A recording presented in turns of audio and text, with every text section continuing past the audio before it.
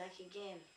And those of you that were paying attention will realise I thought I could do it in 2 takes, but of course we now know it's 3.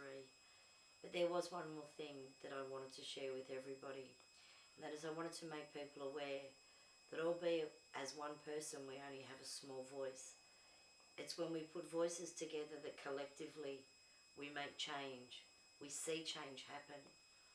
Far too often those I come across say, what can I do, Kazzie? I'm just one person.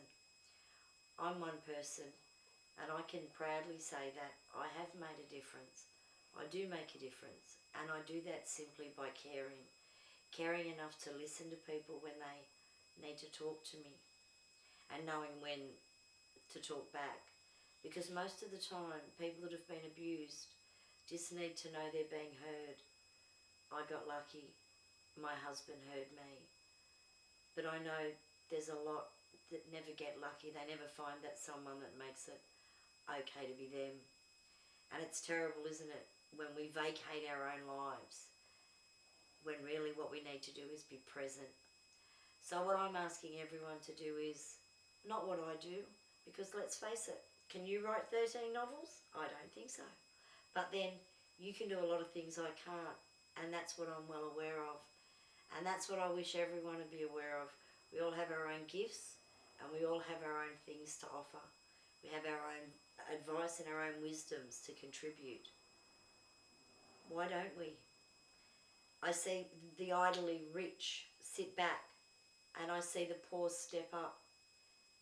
I guess that just goes to show that we who might not be materialistically rich are emotionally rich because we know what is real.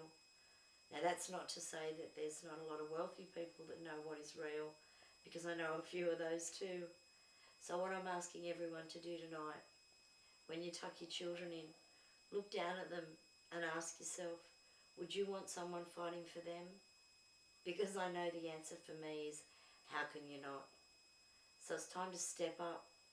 It's time to demand that kids get a fair go. It's time to demand that we won't tolerate child abuse anymore. And it's time for people the world over to stand united against governments, against those that abuse children. Demand law reform and demand tougher penalties. Let's face it, if we don't act now, the children that are coming up behind us, what are we giving them? I want everyone to think about that, because they're the future, and one day our futures will be in their hand. I send you all peace and hope that one day we can live in a world free from child abuse.